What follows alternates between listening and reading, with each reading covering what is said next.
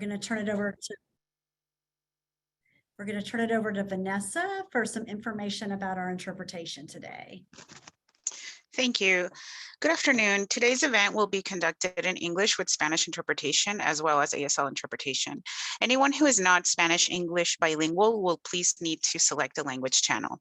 To listen on the computer, locate the globe icon along the bottom row of your Zoom screen and select English. If you're joining via the Zoom app on a mobile device, click More or the three dots in the corner of your screen, select Language Interpretation, then choose English and click Done.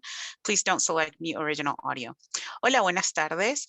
El evento de hoy se llevará a cabo en inglés con interpretación al español. También hay interpretación en lengua de señas estadounidense. Quien no sea bilingüe en inglés y en español tendrá que, por favor, seleccionar un canal de interpretación. Para escuchar el español en su computadora, haga clic en el icono del globo terráqueo en la parte inferior de la pantalla de Zoom y seleccione el idioma. Si se está conectando a través de la aplicación Zoom en un dispositivo móvil, haga clic en More o Más o en los tres puntos en la esquina de la pantalla. Seleccione el Language Interpretation, que es la interpretación del idioma. Elija su idioma y haga clic en Done. No seleccione Mute Original Audio. Gracias. Thank you.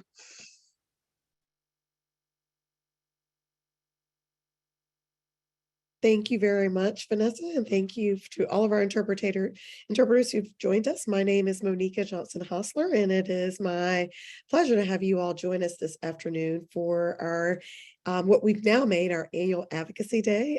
As you can see, my colleagues who are joining me this afternoon are Terry Poor, who you've already heard from, our policy director, Ellen Byrne, our policy consultant, and Maureen Gallagher, who many of you know have joined us back as our advocacy coordinator. So thank you for the entire team who put this together and made it possible. And again, as always, we're happy to have you all join us in our advocacy efforts as we move into the next congressional ask. And I will turn it back over to you, Terry. Wonderful. Thank you so much, Monica, and our interpreters and all of you for being with us here today, as well as our guest speakers. As you said, this is our annual event now. This is our chance to talk to you all and get you excited to share your voice with your members of Congress. We feel it's so important that your voice be heard on behalf of survivors and the need for primary prevention. So today you will learn how to set up meetings with your members of Congress at home in their districts. They are home during 2 weeks in April, which happens to coincide with Sexual Assault Awareness Month. So a particularly important time to bring awareness to the federal programs that support survivor services and prevention. And we're going to try to give you all the tools you will need to set up these meetings and have a really effective meeting with either your members of Congress, your senators, or their staff. In many cases, it will be their staff to help support survivors and prevent sexual violence. So what are we going to talk about today? We're going to talk about our toolkit resources in just a second. Maureen's going to share our website so you can see exactly where to find these resources on our website. We're going to talk through a few key issues and updates so you know the issues we're focusing on. There are so many different things that you could talk about in these meetings, the needs of survivors around policy responses, the need for primary prevention. And you, of course, are free to do that in your meetings. And for today, we'll focus on a couple of key priorities. And then we'll be turning it over to Ellen to talk really about Advocacy 101, how to plan and coordinate your meetings, all those pieces. And then we're going to hear from two great guest speakers, Alexandria Taylor from the New Mexico Coalition of Sexual Assault Programs, and Jessica Jensen, who's counsel with Senator Feinstein's office. Then we'll share with you some key talking points, and we'll wrap up in just under an hour. Okay, so let's jump in together. So I know Maureen is going to share the toolkit online. It'll take her just a minute to switch over. And if you have questions, please feel free to use the Q&A. I think all the panelists will try to check it as much as possible. You can also chat to the panelists if that's easier for you. So feel free to do that as well. You're not able to chat to everyone, but you can chat to us or use the Q&A, and we'll try to answer your questions as we go along and hopefully have some time at the end as well. So you can see on our website main page, if you go to resources, then you have two tabs down. That's the bottom tab is Advocating for Survivor Services and Prevention with Congress. And if you scroll through that page, you can click on the heart that says the 2023 toolkit. And this is a multi-page toolkit that will go in much greater detail on the items we're discussing today. It has a timeline, it has handouts, it has a data infographic, it has a congressional calendar, and it goes in detail and all the stuff we're going to talk about today so that you can feel free to pull that up online. And then we also have, every year we do a funding survey at the National Alliance to End Sexual Violence, where many of you respond about how your programs are doing. And so this is a great handout to use in your advocacy work, and you can bring this to meetings for sure. And it highlights some of the things that we find. For example, this year we found that 70% of programs that responded saw an increase in demand for services. So you can print this infographic off, or you can use the data points from it in your meetings. And then you'll see we have a tab that says handouts and resources. And here you can find some handouts on our key appropriations programs, the Rape Prevention and Education Program, the Victims of Crime Act, and the Sexual Assault Services Program. Then you can also find some tools like a meeting request template and a thank you note template. So we've tried to create these tools so that it can make it as easy on you as possible to plan for a meeting, have an effective meeting, and then follow up from that meeting. And then finally, the recording from this webinar will also be on our webpage. So we wanted to just make sure you saw where to find all these resources on our website. And of course, you'll see my email multiple times. If you have difficulty finding it, you can always reach out to me. So now we're going to turn to talking about a few key issues that we feel are important to talk to your members of Congress about. As I said before, you may have many issues of concern that you want to raise, and that's wonderful. We're going to talk about the importance of you telling your personal story of your experience, your program, all those sorts of things. But we tend to focus on three primary federal programs that very directly support survivor services and prevention. And we're also really excited that we have a new program, the American Rescue Plan sexual assault funding for rape crisis centers, that's located at HHS at the Family Violence Prevention and Services Office. Through the American Rescue Plan, we were able to, all of us together, advocate and make real almost $200 million of relief funds for rape crisis centers that are currently coming out through state VIPSA administrators to local programs. You may have already gotten these funds, or you may be receiving them soon. But this is a really important thing to talk about, could be a very important thing to talk about in your meetings as well, although we don't have a specific ask around this issue. This is a really great way for us to start a strong working relationship with HHS. And so it's really exciting that we have those programs. But today we'll be focused mostly on the Victims of Crime Act, the Sexual Assault Services Program, and the Rape Prevention and Education Program. So I know a lot of people think about the Victims of Crime Act, VOCA Fund, the Crime Victims Fund. It's a main source of funding for direct services of many victim services programs, certainly sexual assault programs, but also domestic violence, homicide survivors, mothers against drug driving, child abuse programs, all are funded by the Victims of Crime Act. And if you've been doing this work for a while, you know that this is a non-taxpayer source of funding that's funded by the convictions on big white collar federal crimes for the most part. That's what funds the Crime Victims Fund.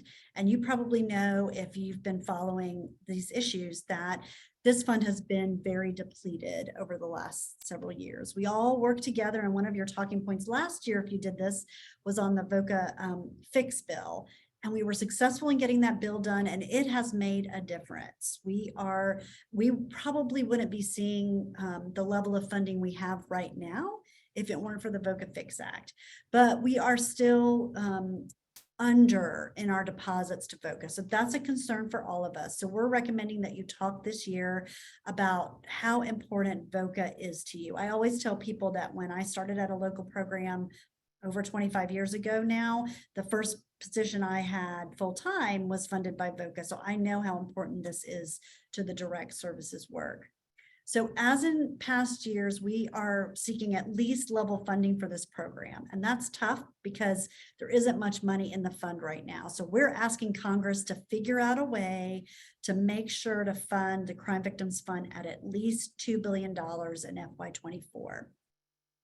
The president's budget had $1.2 billion for VOCA, which isn't enough, but it's also understandable because the fund is pretty low right now. So we are working in many ways with all of you all, with our partners in Congress, with the state coalitions to figure out ways to boost the money that's available through the fund.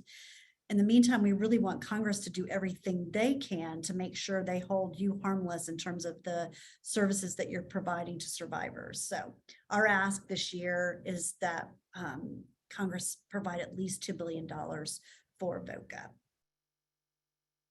And then another really key program that we work in that provides direct services for survivors is the Sexual Assault Services Program.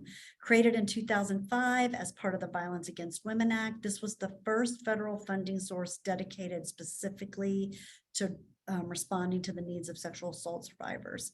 It's a formula grant, which means it goes out to all the states and territories and then to local programs. It also funds culturally specific services, tribal programs, as well as tribal coalitions and state and territorial coalitions. So it's a very, very valuable program, and it received a big increase in FY23 from $54 million to $78.5 million, a really historic increase. So we know Congress cares about this program, the president cares about this program, and it's a great one to talk about in your meetings. This year, we're requesting $100 million for the Sexual Assault Services Program. And last, but certainly not least, is our country's signature primary prevention program, the Rape Prevention and Education Program at the CDC. It is also a formula grant program, which means funds go out to every state and territory and then are granted to local programs to engage in primary prevention. And as you probably know, the evidence base around primary prevention has really increased in recent years. So some really exciting work is happening at the community level and at all levels with regard to primary prevention. We're also excited about the new coalition grant program that was part of the most recent reauthorization of the Violence Against Women Act. And RPE received a $5 million increase in FY23 to $61.75 million. We're requesting anywhere from $100 to $103 million this year because the president put $103 million in his budget for RPE, which is really exciting. So those are our three signature programs that we're suggesting you talk about when you have a meeting. And again, as I've said several times now, you can talk about many other issues as well. Okay, so now let me just say a word about our timeline, and then I'll turn it over to Ellen to talk more about advocacy strategies. So here you are at March 22nd on the PrEP webinar. So glad you're here. The next thing you'll do is spend the next week or so requesting your meetings. We're about to share information with you about exactly how to do that. And then from March 29th to April 3rd, we suggest that you gather all your materials. If you're going to have an in-person meeting, you print out your handouts. You have a prep call with everybody that's going to the meeting to decide who's best to speak. And get everything ready. And then we're recommending that you hold those meetings between April 3rd and 14th. There are some major religious holidays during that period. Obviously, you won't be meeting then, but that's the time when the members are home in their district. So a great time to ask for meetings, whether it's with the member themselves or with their staff. And then we're suggesting you follow up by the end of the month to send a thank you note, to follow up with any materials. And then we're also suggesting during the next big recess in August, there are a couple of recesses in between, but August is a long recess, that you continue relationship building by setting up a tour or an event with your members of Congress. Okay, Ellen, turning it over to you to talk more about our advocacy strategies. Thanks, Terry. Hi, everyone. I get to talk about what I love to do, and that's to be an advocate.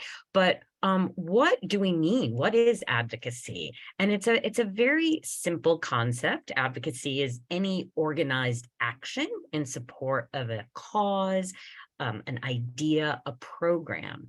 And as an advocate, you are a constituent that is an expert in a certain issue that you want to educate policymakers and their staff about. Advocacy equals education. You are spreading and sharing your resources, expertise, facts, information to help policymakers and their staff make good decisions about legislation and funding decisions. And there's no better advocates than you all who are running programs, working with survivors, running state coalitions. To have the most effective relationship with policymakers and to be an effective advocate, your work really relies on building a relationship that is long lasting. It's not like, hi, I'm here once a year, please do this and that for me, and then sort of just pop back up in a year. You want to build that relationship to continuously share information about what your program's doing, what's happening around prevention, what's happening to survivors and what their needs are. And so, and you want to become a trusted ally and a trusted source of information, even if you don't 100% agree on your policymakers' positions on every single issue. That's okay, because your job is to continue to educate and help perhaps change your policymaker, the elected official's mind, because it's based on good, strong education and information that you're providing. And really, you're trying to build a strong foundation of trust and mutual respect. Now I'm going to talk about specifically how do you request these meetings. These are really simple. You want to reach out to your district office and literally call the office and ask for a meeting with the elected official. If you don't know how to contact the district office, each member of Congress, whether they're in the Senate or the House of Representatives, have their own website. We've put the links in here on this slide. You can go to these websites. You can find your individual policymakers website, and then under the contact information, they will have all the information about what district office is closest to you. You're going to call the office and ask to speak with the scheduler because you'd like to request a meeting with your member of Congress. And we would like to encourage you to do so as soon as possible, because during recess, the members are very busy. And so you want to get on his or her schedule.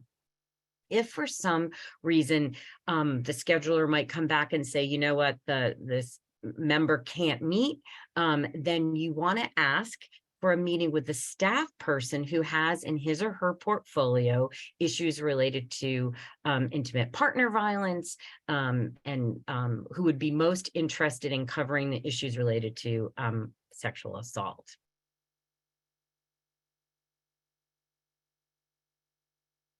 When you call and ask, I wanted to, and once again, just one little point about if the member can't meet with you, I do want to stress that meeting with a staff person is a very good use of time. Please don't despair if the member is unavailable to meet.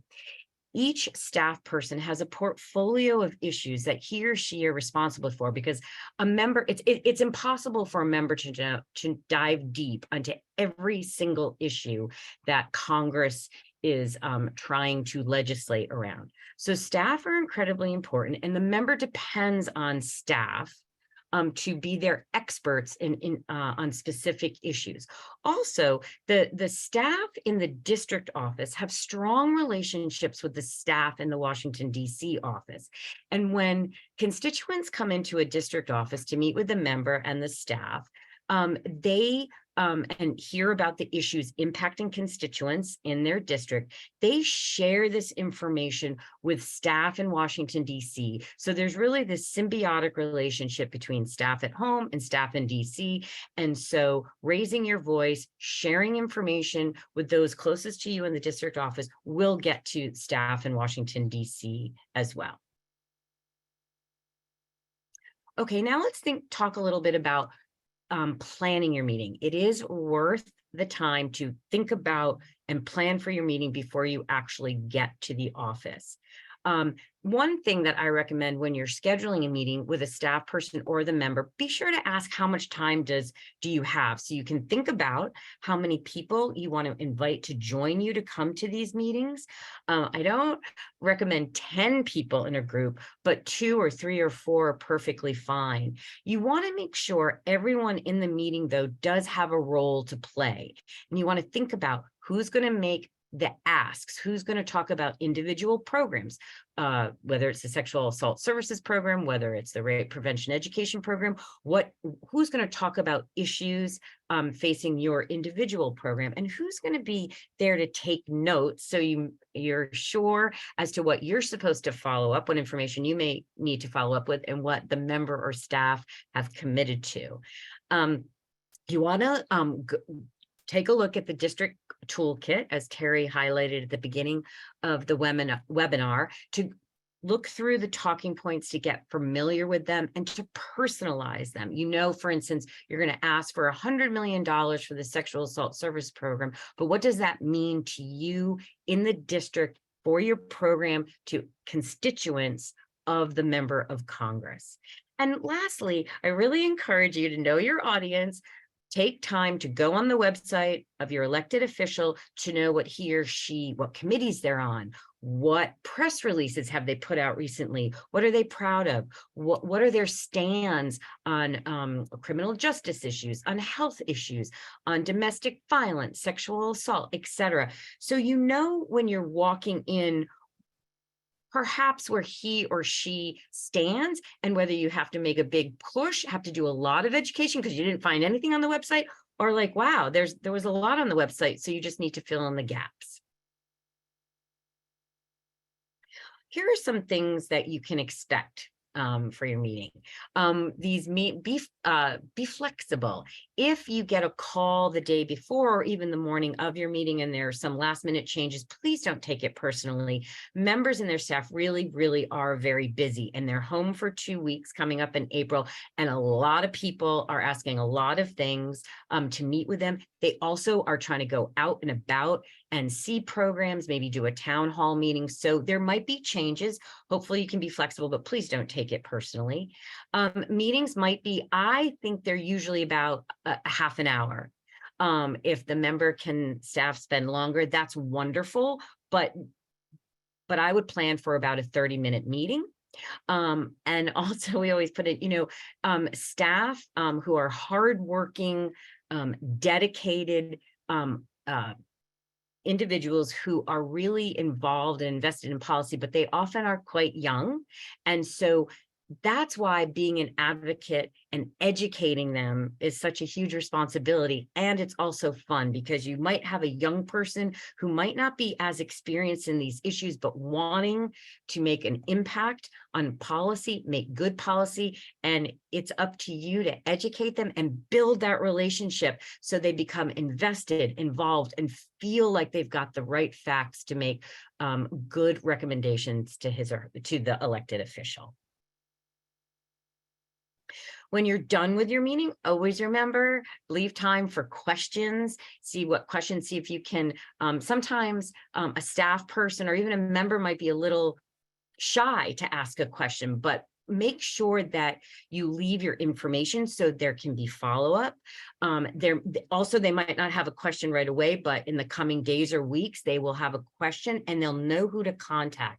And please thank them for their time. It's always nice to be thanked for your time. And so it's just nice to appreciate the time that's being given to learn about a new topic or not a new topic, or get an update on your program activities.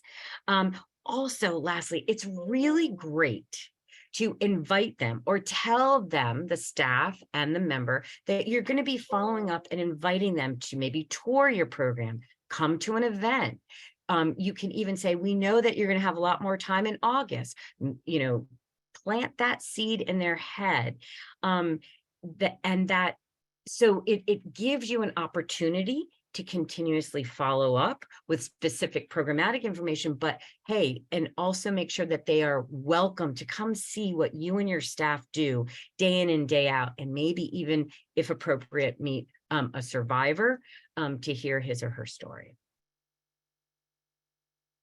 And lastly, here are some things in terms of just what to think about in your follow-up at the end of the meeting. You are going to want to follow up with a thank you note. An email is fine to staff. A handwritten note is a lovely touch.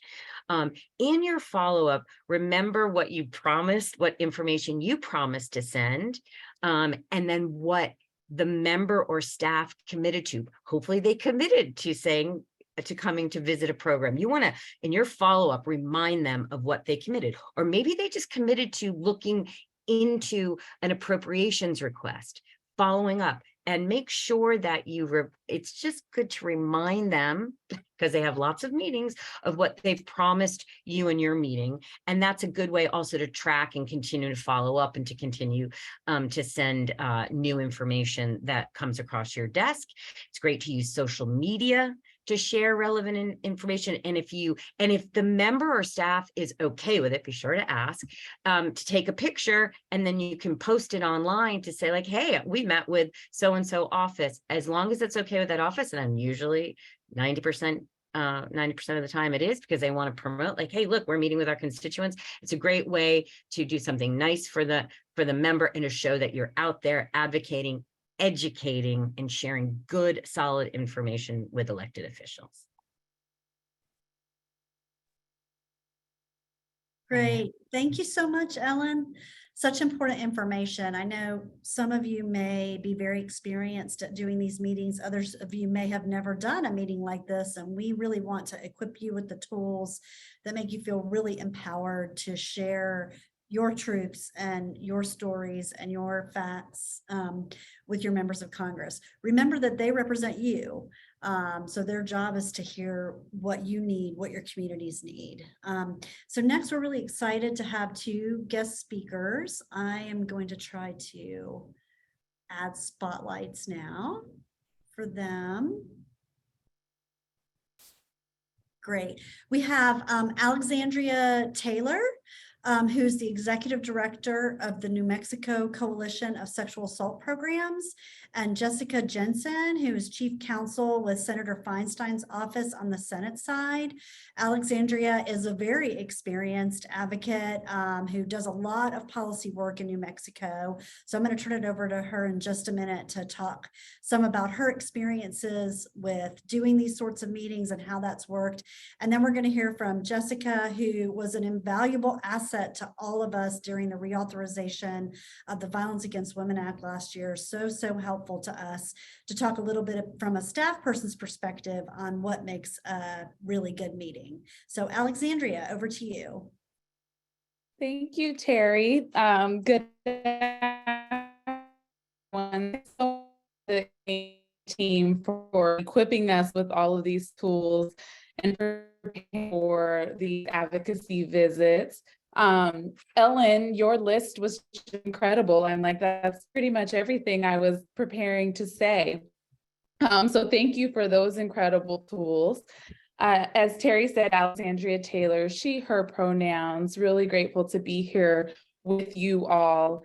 I'm excited. I get excited about the opportunity to share our work and to share the work, our programs, and what's happening in our communities around the state. We are just ending our 60-day state legislative session on this past Saturday. And so I'm excited to take this energy into conversations with our federal delegation, which is all about relationship building. And I think about our primary prevention work and how we approach our primary prevention work from different levels. And I view our advocacy and our policy advocacy work in the same way. We approach that on the local level, the statewide level, and the federal level to really have the greatest impact. And so meeting with your federal delegation is super important. Thank you to NAESB for laying out very clear asks. For me, in having visits with our Congress people, it is important to remember that they are committed to their communities as well, right? And they may not know exactly what we need them to support, what we need them to lift up in Washington. And so to have the opportunity to inform them of that. I also remember being really nervous the first time I attended an NAESB meeting in DC and went on hill visits by myself and feeling like, oh my gosh, I have to go to college, I have to know exactly what I need to say. We are all in community together. We're all learning together at the same time. I have found the staff and our own Congress people to be very approachable. And so go in knowing that you know the needs of your programs, you know the needs of your communities, and that you have the wonderful opportunity to inform your Congress people and their staff, which can then carry that message from their state to DC through these important processes. And so don't let be good or perfect be the enemy of just getting it done. Go in. If you don't have existing relationships within your congressional offices, think of this as the start of that. And it's not the one and the last time that you're going to have these conversations with them. Like Ellen said, this is the start. From there, when they're back again, hopefully they're touring one of your programs. But be in co-collaboration here. And what an opportunity to lift up the incredible work that all of our programs are doing across the state.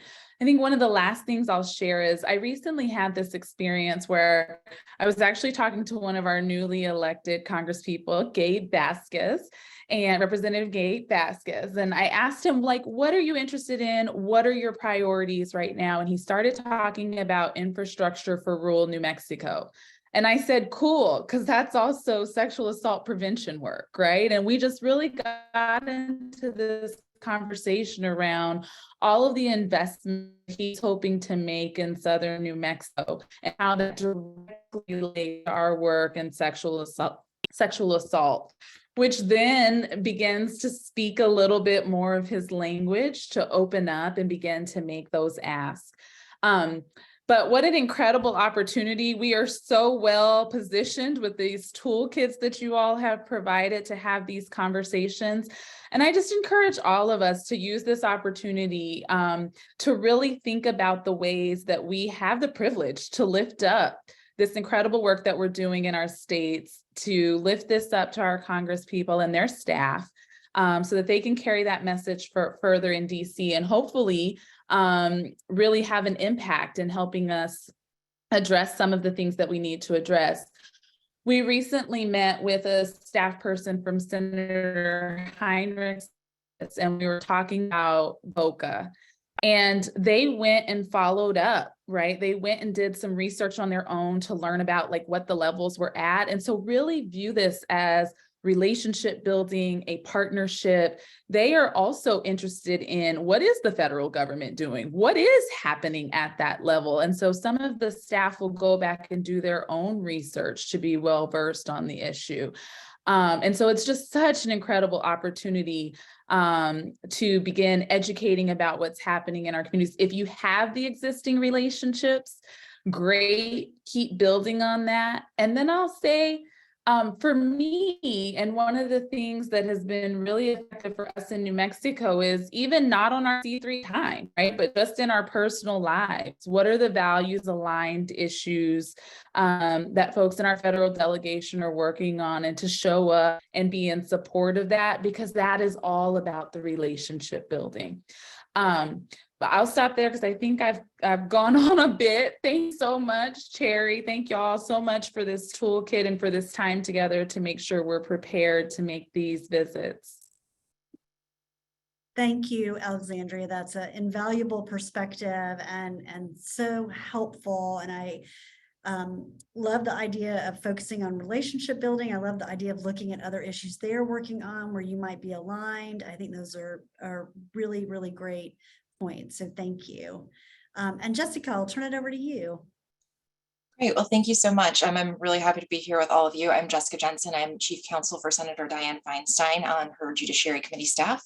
I've been with her for 2 years now. And we certainly take a lot of meetings. And so I'm happy to talk about the ones that I've enjoyed versus not enjoyed. I should note before I get started that all of these opinions are my own. They are not representative of the senator or any sort of an office policy on our end. So as Terry and Ellen mentioned earlier, these meetings are very often going to be half-an-hour meetings. But during appropriation season, we get so many requests for meetings that sometimes our offices limit us to the amount of time that we are able to take particular meetings. They may say you only have 15 minutes, you only have 20 minutes. We just don't have the conference space to meet with as many people as we want to meet with. We might not have the staff resources. And so one thing that I think is very helpful from a staffer's perspective is even if you do have, a half-an-hour meeting, it's always nice when the group goes into it thinking they have a 15-minute meeting, because then you get all kind of this important stuff done at the very front of it. And then you leave time for the questions and for additional information and for additional stories and context that's helpful. One of the things that can be really frustrating from a staff perspective is, when I know there are 3 things that we need to talk about, we spend, 20 minutes talking about one of them. And then there are 2 important issues that we just don't get to. And then we run out of time, we run out of office space, and I'm just not able to, learn as much as I want to about those extra 2 issues. And so, from my perspective, it's always nice to kind of, do the short upfront pitch and then really go into a little bit more detail, just to make sure that we are learning about everything that we need to learn about, especially because you guys are looking to fund multiple programs and they're all really important, and we want to make sure that they don't get lost in the conversations. Another thing that I think is really helpful at the beginning, you're going to introduce yourself, who you're with. And I always really like hearing, a sentence from folks about what brought them there. If there's a particular, reason that led you into doing this work, if you're a survivor yourself, if there is, a connection that you are able to share, that really helps us from a staffing perspective, personalize why you're there and why you're having these conversations. Another thing that I always find incredibly helpful, a lot of the folks that you're going to be meeting with, may be subject matter generalists. Very many of our staff have a really huge issue portfolio and are not able to do the deep dive on a lot of these issues that they would perhaps like to. Many of them may be new to the office and may not be familiar even with kind of their boss's historical record on an issue if it's not, an issue that they are steeped in every single day. And so particularly when I was a new staffer and just getting to know my own boss's record, I always found it helpful when an advocate would come into the meeting and say, thank you so much for your boss's leadership on, these 3 things in the past that are, within this space. Thank you for, voting for the VOCA fix. I know all 100 senators voted for the VOCA fix, so that's a pretty easy one if you're meeting with the Senate office. But just that really helps us as staffers just start the meeting kind of oriented towards, oh yes, like this actually is very important to my boss. I really need to be paying attention to this. It's just one of those kind of little flags that help us recognize we do need to be paying close attention. I know my boss cares about this because they have done X in the past. So that's a tiny little thing, but very helpful for us from a staffing perspective. I know, like they already covered, having specific asks is incredibly important and helpful for us. One thing that can be really frustrating is, when I take a meeting with a group, they have an issue that is incredibly important, something I would really like to help with, but I don't have a way to help them. If they're not saying, please fund this program, please send this letter, please sign on to this letter, please co-sponsor this bill. It's a lot harder for me then to figure out how I can help them on a path forward. I know you guys are making some really specific asks. That is terrific. That is very, very helpful for us from a staffing perspective, because then we know when we are notifying our bosses, because I think we all do run these up to our bosses. I certainly give mine an update of all of the meetings that we take.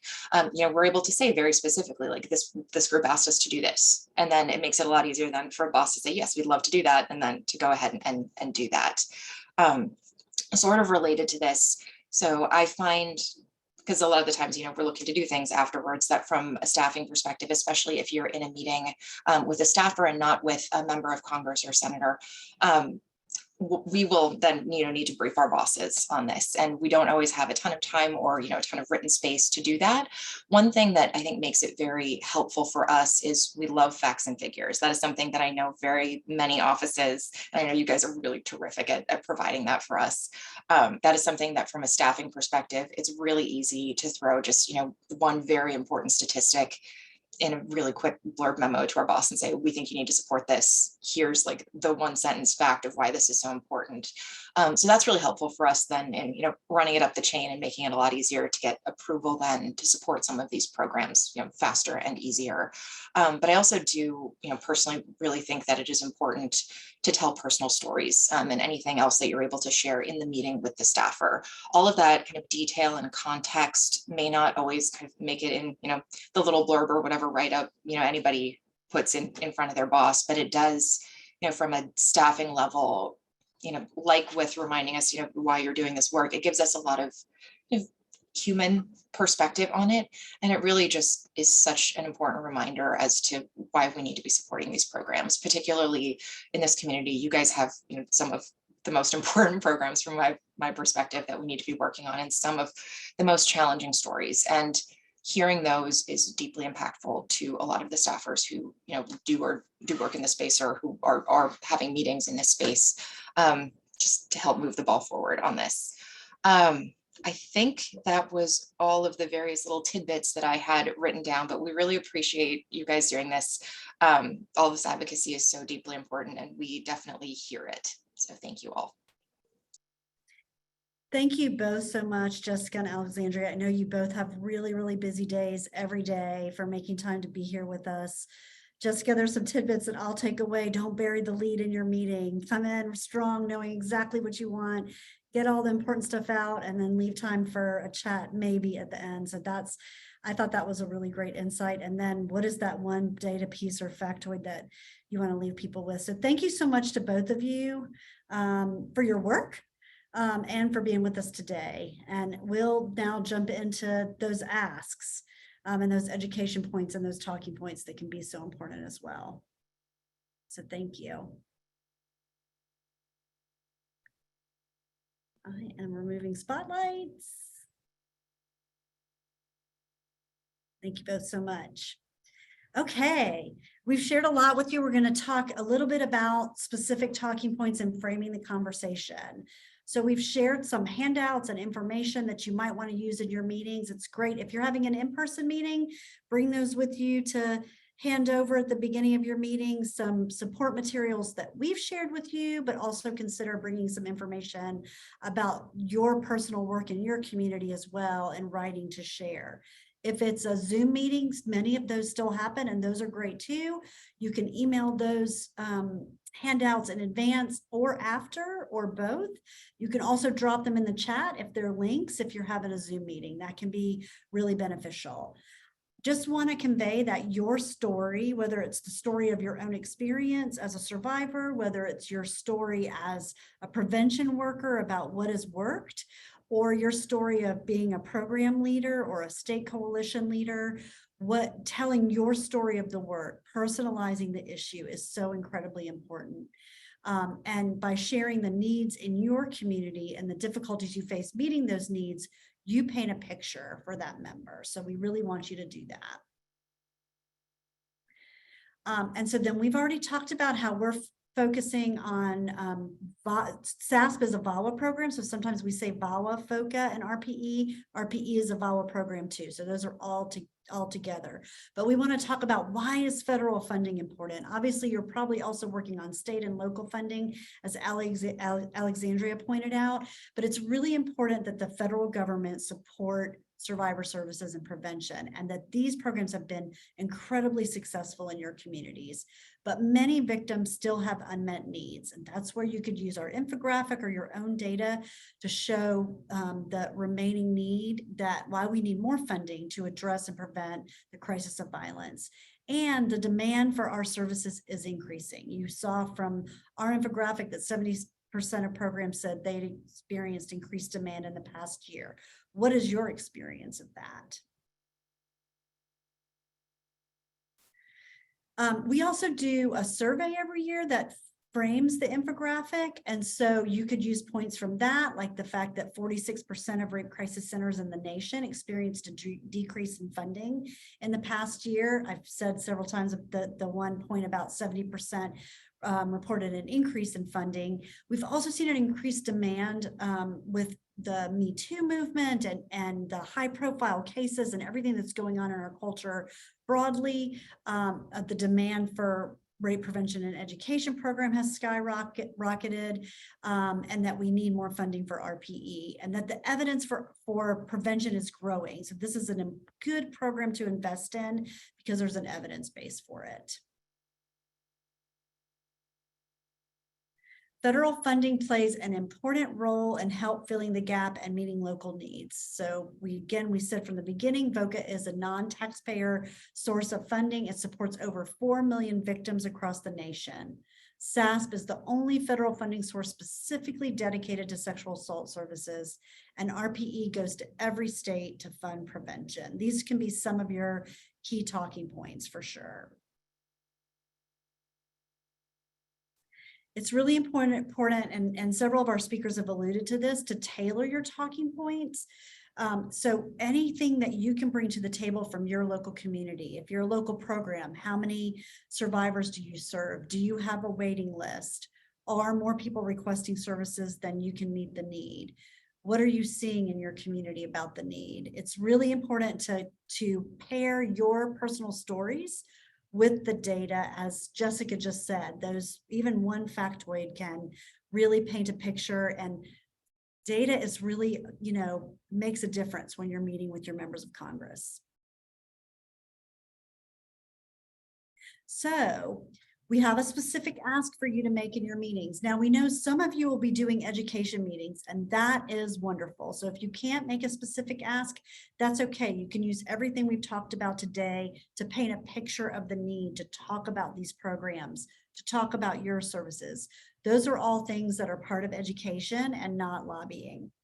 When you get into the realm of specific ask, that is a different kind of advocacy. And you may have, if you are employed to do this work, you may have unrestricted dollars that you can use to make a specific ask.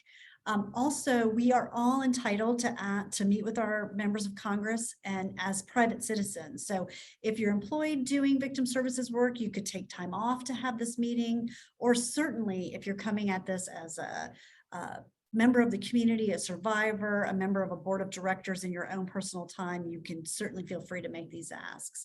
So I know those are things that people are sometimes thinking about if they're grant funded, but no, everything up to this point is a perfectly acceptable thing to do as an employee of a victim service agency. You just might want to put a little bit more thought into whether or not you make the specific ask. But we're hoping you'll figure out a way to do that, because we believe in really empowering advocacy. So our specific asks, as we said in the beginning, $100 million for the Sexual Assault Services Program at the Office on Violence Against Women at the Department of Justice, $2 million in funding for the Crime Victims Fund at the Department of Justice. That's the Victims of Crime Act, VOCA, and $100 million for the Rape Prevention and Education Program. Those are the specific asks. You might have your own. You might want to ask a member of Congress to come visit your program. You might have an ask in the community that you want them to weigh in on. As Ellen said in the beginning, it's great to give your member of Congress some love by sharing information on social media about your meeting. It's always good to ask their permission first, but whether it's a picture or just information about about your meeting, you can find their Twitter handle, and we've got a resource in the toolkit for how you can find your members of Congress Twitter handle. Pretty easy to Google that too. But that's a great way to thank your member of Congress for meeting you, give them some love, and also boost your work as well.